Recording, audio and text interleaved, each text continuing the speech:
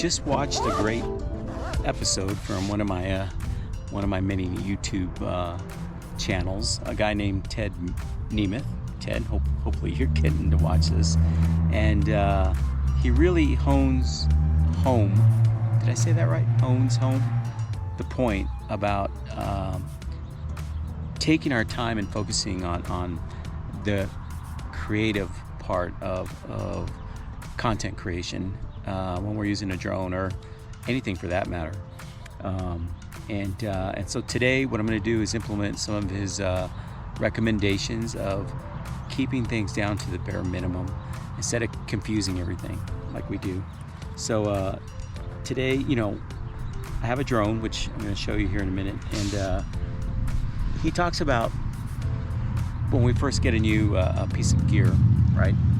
In this case, talking about a drone, we often, I know I do, and I guess he alluded to the fact that we get overwhelmed with information, settings, what accessories do we need, ND filters, I need this, I need that, and what we get to lastly is the actual taking our time and focusing on the framing, composition, and even more simpler than that, telling a story, right? If there's no story to be told, whether it's in a single image, and especially if it's in video, then it doesn't matter what gear you have and all the techniques that you employ, it's going to get lost in the background. When you're a content creator, especially for most of us being solo content creators, it's difficult to stay focused and just try to tell a story on this side of the lens instead of worrying about the gear. Now, don't get me wrong, gear is fun. I'm up to my eyeballs in gear with a lot of equipment that I use.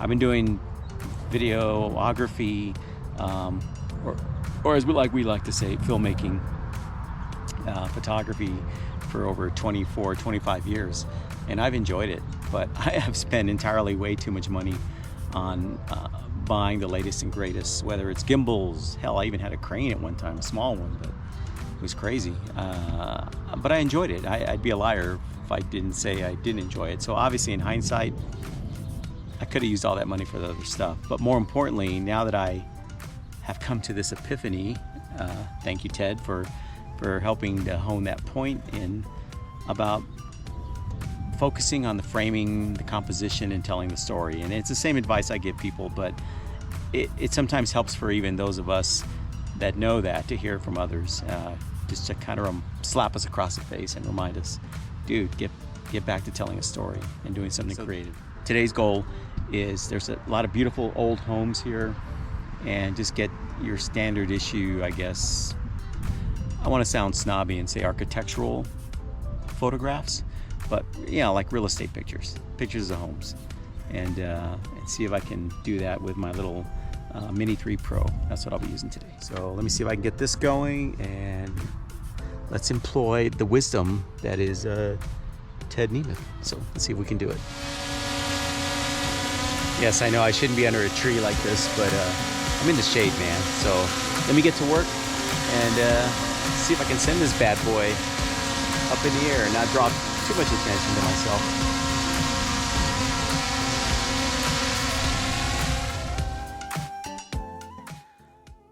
Okay, so here I'm like everybody else, super excited just to get this thing up in the air and trying to look like I know what I'm doing. I'm gonna focus on these 3 homes that are here on this side of the block. So I'm getting myself in position, and then I'm like, okay, watch out for power lines. Of course, I'm really high above. And that's the hard part as far as taking these pictures of these homes. I need to get lower than some of the nearby power lines and trees, but I just try not to wreck. So there's the first one. There's the second one. That one kind of, that's already been cropped in a little bit. And there's that third one. So, I mean, I'm not going to win any awards, but it was pretty cool. So from here, I came back across the park to that big fancy mansion that was in the shot behind me. And funny thing about this place, it was something I had looked at purchasing. I'm not a rich guy, but this thing about 20 years before was abandoned and had been used as a halfway house for adult daycare. Had been left in disrepair, didn't look anything like this.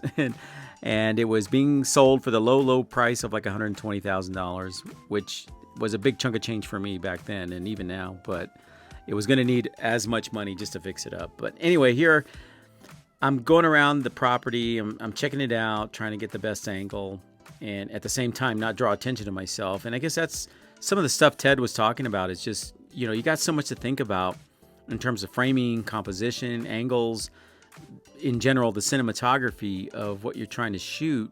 So having to worry about settings and ND filters and exposure, I mean, it's a lot for any one person to handle. So circled around the property, kind of took my time with it, and then I finally was able to grab a shot. I mean, I'm not going to win awards, but just for the purposes of the tutorial and my exercise, I just grabbed that. So right now I'm going to review the footage, see what I got, and see what I can do to improve on it and make it better.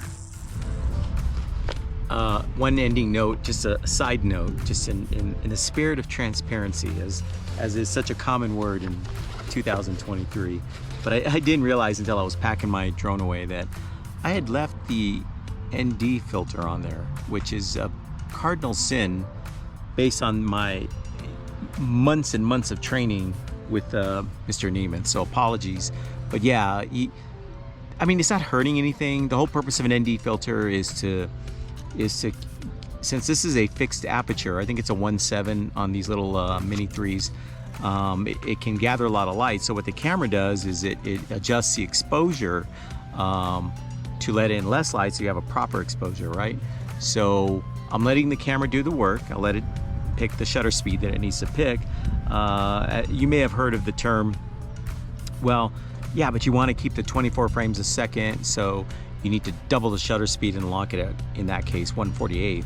So you have that smooth motion. So when you see how my hand is all choppy in this GoPro video, well, being that it's a drone up in the air, you're not really going to be able to tell, even if it's a car or a person for sure, because by the time the drone is flying away, whether there's choppy motion or not is going to be kind of irrelevant. Granted, I think he said, and he corrects me if he's wrong, actually I made notes. If you notice in my bag, I have little post-its of useful information. And again, this is stuff I've known for years, but it always helps to be reminded. To have someone else remind me, and in the case of post-its, have the post-its remind me. But no filter with respect to a drone. This is not about the DSLRs or when you're filming yourself. But no need for a ND filter, because you're not going to see whether there's motion or choppy or otherwise. You just want to get a good shot, because normally these drones come with this tiny little it's not even a lens cover, it's more of a lens hood. And look, you can see right through that sucker. It's just clear. But so having a lens filter is not bad. It protects the lens that's on there, but there's no need for one, is what I'm trying to say. And in my notes on one of Ted's videos, it was no filter on cloudy, low light, mixed lighting days, but you could use an ND64, which is typically the strongest you can get on these little ones. You can get stronger ones, I'm sure, 128 and stuff like that. But on bright days, set the drone to auto exposure regardless, whether you're using an ND filter or not. And if you want to, you can lock down the exposure so it's not shifting when you go from shadow to light. But again, it depends on what you're doing, whether you're doing event photography or, in my case, you know, I'm going to be setting up shots for this little upcoming movie of mine. So anyway, I just wanted to share with you. I didn't want to be a hypocrite and have somebody spot that and saying, hey, I thought you said not to use all the gimmicks and accessories like an ND filter. Let the camera do the work for you. But anyway, had a good day. Just want to clear that up in case somebody saw that, assuming anybody's watching this video.